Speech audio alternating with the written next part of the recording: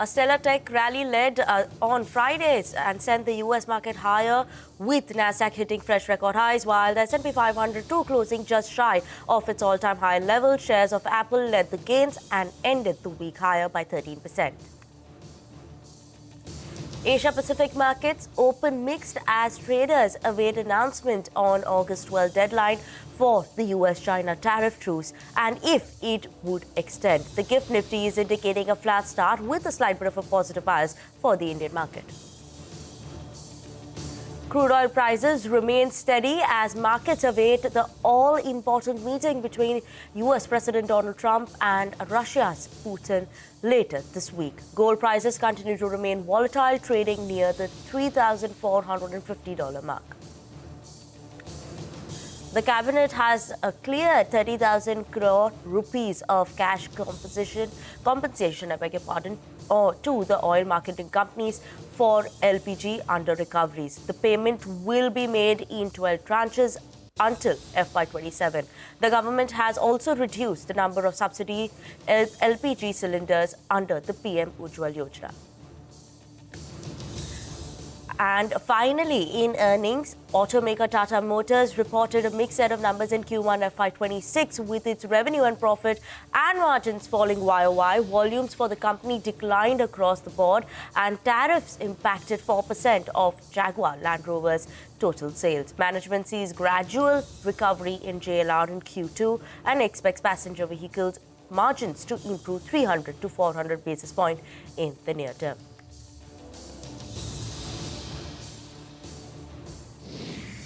Hello, good morning, and you've tuned into Power Breakfast on CNBC TV 18. I'm Vinny Motiwala, and thank you so much for tuning in as always. An interesting week that we're watching out for today. In the Indian market front, we're going to have a truncated week. Last week was a bit volatile, right? We did see those ups and downs coming in. But let's look at what the Asian markets are indicating for us today, right? We're seeing a bit of a opening that's coming from the Asian markets. It's on the positive front when you're looking at it for ASX 200. That is 0.3% up. Now, when you're looking at Hang Seng and Taiwan Index, that's very muted, right? Not much of an upside or a downside. Taiwan Index is down 0.2% approximately, but that's what we'll be keeping an eye out on. Hang Seng is very flat. Japan is closed today, so we'll be keeping an eye out on how the Asian markets also move in trade. Now, let's look at what happened on Friday for the European markets. We did have some bit of a mixed handover that came in there, right? While we saw DAX and FTSE that managed to close almost flattish with a negative bias, we saw CAC that closed, with side bit of that gain coming in. So there was a positive bias that came in on that front. Stock 600 that managed to close with some bit of a gain of 0.2%. So mixed close that came in for the European markets as well. So Asian markets open mix, and today the GIFT Nifty is indicating a bit of a muted start for the Indian markets. Slight bit of a positive bias is what we are keeping an eye out on. Just a point down right now. So, that's nothing much happening there, negative, positive. It's just flip-flopping there. But how is all this going to be impacting our Indian markets? What are we watching out for today? We have a team of research, as always, here to set you up for trade, tell you which are the important stocks to watch out for in today's trading session. First up, we have Vamakshi, who's here to give us the all-important market cues that we should be keeping an eye out on this morning. Good morning, Vamakshi. Well, good morning, Vinny. Let me first start off with what happened last week. Keep in mind that Wall Street, had a fabulous week last week. Nasdaq was up almost 4% and in fact closed at a record high. S&P 500 was up almost 2.43% and the Dow Jones ended almost 1% or so higher as far as the week is concerned. Now, what happened in Asia is also quite similar. Hang Seng was up almost 1.5%. The Kospi too closed the week with good gains of around 3%. But it was the Nifty that actually underperformed most of the global as well as the Asian indices. Nifty closed with a loss of almost 0.8%. Now, the market fell for the sixth straight week. This is the longest losing streak that we've seen since 2020.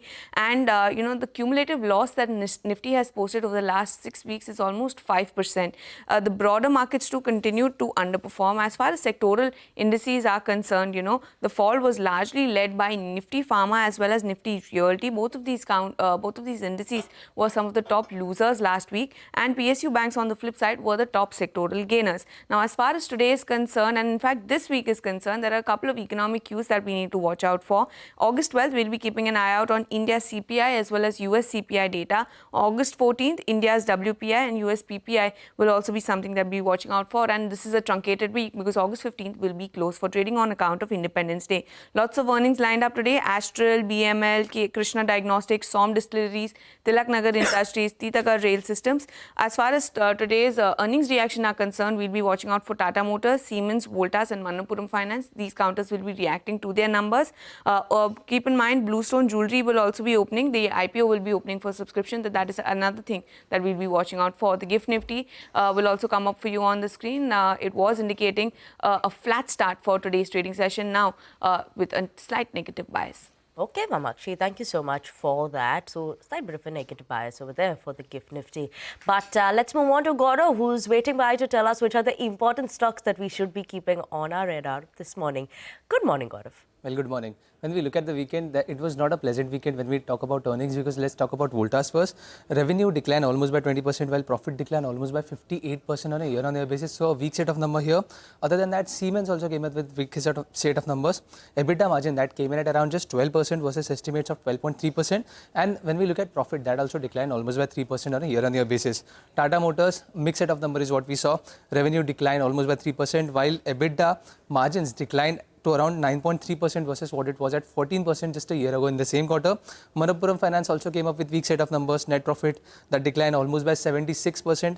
In fact, numbers were expected to be weak, but operationally this was a weak quarter for Manappuram because net interest income that declined almost by 14% on a year-on-year basis. Power Mech on the other hand, actually, there we saw a good set of numbers. Revenue increased almost by 28%, while profit increased almost by 30% on a year-on-year basis. Other than earnings, there are few candidates who will be on our radar. First is ICICI Bank, because now bank has raised its average minimum balance for savings account in metro and urban areas to 50,000 versus what it was at 10,000 rupees. Shilpa Medicare, now this company is also going to be on our radar today, and this is because CDSCO, which is one of the Indian drug regulator, has given approval for NOR-UDCA drug. Now, this drug is used for fatty liver disease, and this company is actually the first of its kind to launch this drug.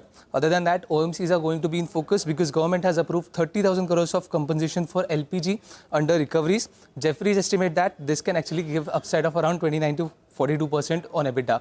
And lastly, let's also focus on Home First because there's going to be a block deal today, and indicative price is going to be somewhere in the range of 1,143 to 1,202 rupees per share. Okay, Gaurav, thank you so much for that. Important stocks to keep on our radar this morning. Finally, we have Mangalam, who's here to tell us what are the important cues that we should be watching out for in the world of FNO. Good morning, Mangalam. Good morning. So 6 consecutive weeks of a downtick for the frontline index. So there's no two ways that, there has been a fair amount of bearishness from the FIIs in the FNO space itself. The question is for what time period and for how long? So it was a near 1% decline that we saw on Friday. In fact, the Nifty ended close to the day's low, and that day's low was much lower than, what we thought in the first part of trade, and pretty close to what we saw on August 7th as the day's low as well. So between 24,350 to 24,300 is where the market has been making these lows. On the cash market, though, we saw purchase from both DIIs and FIIs to the tune of almost 10,000 crores put together. But the answer to that is because, Bharti Airtel, there was a large trade that day. So as a result of which, there was that big institutional buying. No, support coming in from the FIs in index futures. They sold another 1,800 crores, added 10,000 short contracts.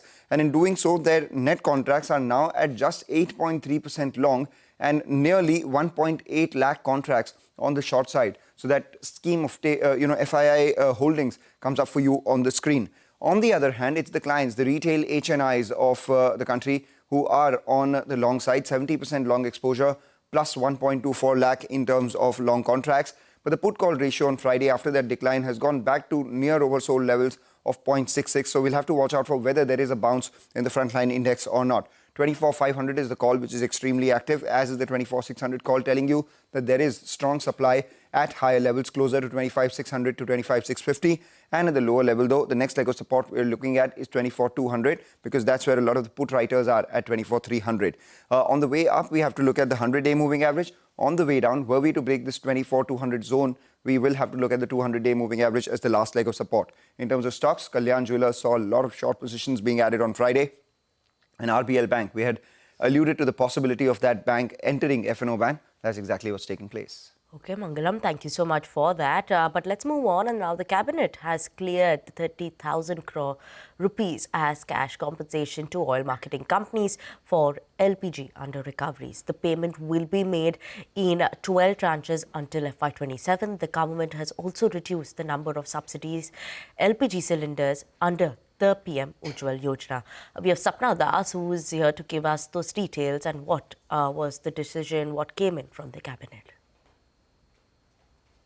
Well, the important part is that the rupees 30,000 crore worth of LPG compensation that goes to the OMCs, that is going to be paid in tranches. The government has indicated very clearly it's going to be in 12 tranches. So probably 6 tranches in this year and 6 tranches in next year, which means that 15,000 crores is going to be paid this year, and the residual 15,000 crores in FY27. Now, for those 15,000 crores to actually flow out immediately, and this is something that we had indicated earlier in the day, that the amount is going to go in tranches, the compensation is going to be paid in tranches. So having said that, most likely the approvals will be taken to withdraw the sums from the contingency fund. And once the supplementary demands for grants comes up in the winter session of Parliament, the Parliament approval is going to be taken for that 15,000 crore worth of withdrawal for the current year. And for next year, the amount probably is going to reflect in the FY27 budget estimates itself, so it will be clear right from the beginning. That's one aspect. The second also, a very important update in terms of the PM Ujjwala Yojana. As per the cabinet decision, the number of subsidized cylinders under the scheme have now been reduced from 12 to 9. There is a 300 rupees subsidy per cylinder under the Ujjwala scheme. The number of cylinders have been reduced because we have been given to understand this is basically to plug duplication or leakages or to prevent frauds. People have been trying to game the system. So this is basically to protect it from that end. The amount of subsidy remains unchanged, but the number of cylinders will come down. Okay, Sapna, thank you so much for giving us those important updates there. But on that note, we're going to slip into a very short break. When we come back, we'll get you all the global market action on the other side.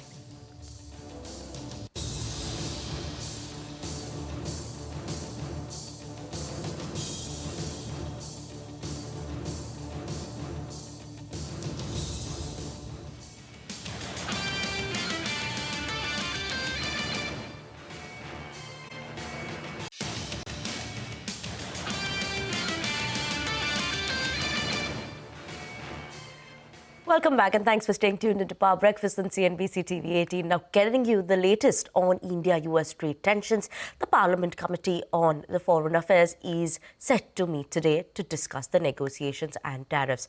What are the details? What are we watching out for today? We have Parikshit joining in with us this morning. Good morning. Well, yes, India has begun an outreach not just with the US, but with its domestic audience as well.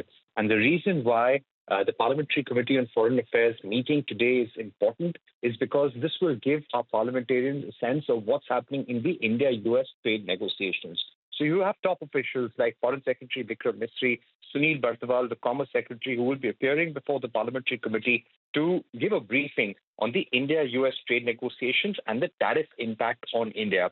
So this will be critical in building a narrative and opinion among our parliamentarians in New Delhi. Secondly, India has also initiated an outreach with top Republican politicians. For example, India's ambassador to US, Vinay Quatra, spoke to Senator Lindsey Graham last week, and this was about increasing US-India energy trade and India's energy security. Graham, if you remember, is the Republican politician who had said that the most consequential thing that India could do to improve ties with the US is to help President Trump end the bloodbath in Ukraine. He had also previously said that countries like India and China who buy oil from Russia should get a 100% tariff because they're funding the Ukraine war. So let's see how things pan out on that front. But overall, sources tell us that when it comes to India-US energy trade, over the last few days, India has been conveying to the US its perspective on energy security and how India is increasing energy purchases from the US, and this is being conveyed to multiple people in the US administration. India has conveyed that India's crude oil purchases from the US have increased by over 70% in 2025 and will increase further. Just one more point that is very important to watch out for is the Trump-Putin meeting in Alaska on the 15th of August. India has welcomed the meeting, and they've said this meeting holds the promise of ending the ongoing conflict in Ukraine and opening the prospects of peace. Okay, important updates coming in there. Even till 15th of August, we'll wait out for that, meeting of U.S. President Donald Trump with Putin as well. But what happened in the U.S. markets on Friday is that they ended the week with a solid gain led by the tech sector. And that is why we saw that the Nasdaq closed at a record high, rising nearly 1% in Friday's trading session. While what we saw for S&P 500 and Dow Jones, also we saw a significant gain to close higher. Both of them managed to close with gains of more than 0.5%. But let's talk about some more updates coming in from the U.S. We have, after the Federal Reserve chairman, that is Adriana Kugler, stepped down from her role, U.S. President Donald Trump selects one of his trusted guides, that is Stephen Miran, as a temporary replacement. Now, former Federal Reserve Governor Randall Kroszner also believes that the Fed will cut rates by the fall, and regardless of the governor, whoever is there, listening to what he had to say. Chris Waller has made it clear that he sees very little impact of the tariffs and would be obviously dissented at the last meeting, so he's ready to start to cut. I do think that the Fed, regardless of whether Kugler had continued to be there or Myron's going to be there, would start cutting this fall, because I think they see a weakening labor market, and so far at least the impacts of the tariffs have been quite muted. So I think we are going to see lower short-term rates. Certainly by the end of the year. Okay, on that note, we're going to slip into a very short break. We'll get to the cues in the world of commodities after the break.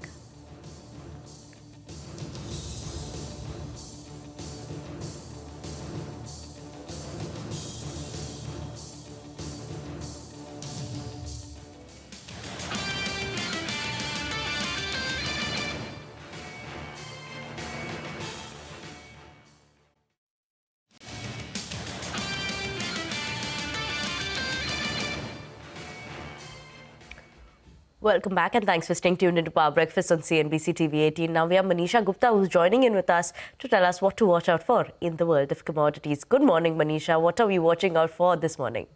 Morning, Vinny. Thank you for that. Well, I'll start with the crude oil prices, where we've seen 4 to 5% of a decline in the previous week. And the crude oil prices in Asia also have continued to decline today. We are trading at a 2-month lows right now. All eyes on the U.S. and Russia presidents, which are slated to meet in Alaska on 15th of August, with an expectation that while U.S. is pushing for a ceasefire, Russia is going to be demanding territorial concessions. And then, of course, there are threat over secondary sanctions on Russia energy trade partners as well.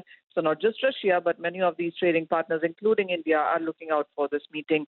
If you look at the natural gas prices, well, we've seen a decline onto that one as well. It's down by nearly 5% in the previous week, has started this week on a lower note as well.